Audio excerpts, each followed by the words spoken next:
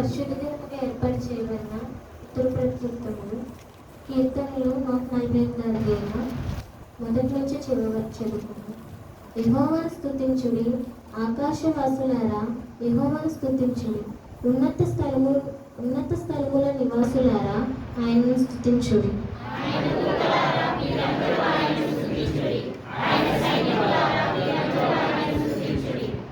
సూర్యచంద్రులారా ఆయన స్తుతించుడి, కాంతిగల నక్షత్రములారా మీరందరూ ఆయనను స్తుతించుడి.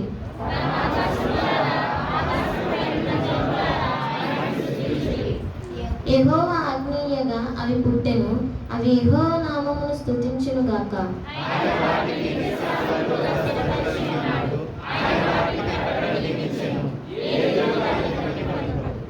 భూమి మీదనున్న మకరములారా అగాధ జలములారా యెహోవాను స్తుతించుడి.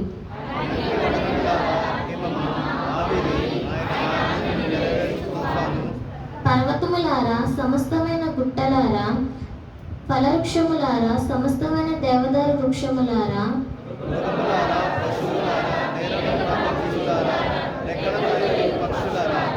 భూరాజులారా సమస్త ప్రజలారా, భూమి మీదనున్న అధిపతులారా సమస్త న్యాయాధిపతులారా యెహోవాను స్తుతించుడి.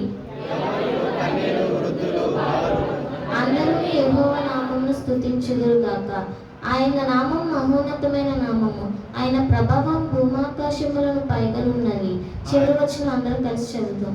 ఆయన తన ప్రజలకు ఒక శృంగారమును నిశ్చయించి ఉన్నాడు, అది ఆయన భక్తులందరికీ ఆయన జనులందరికీ ఇశ్రాయేలుకు ప్రఖ్యాతికరముగా ఉన్నది. యెహోవాను స్తుతించుడి.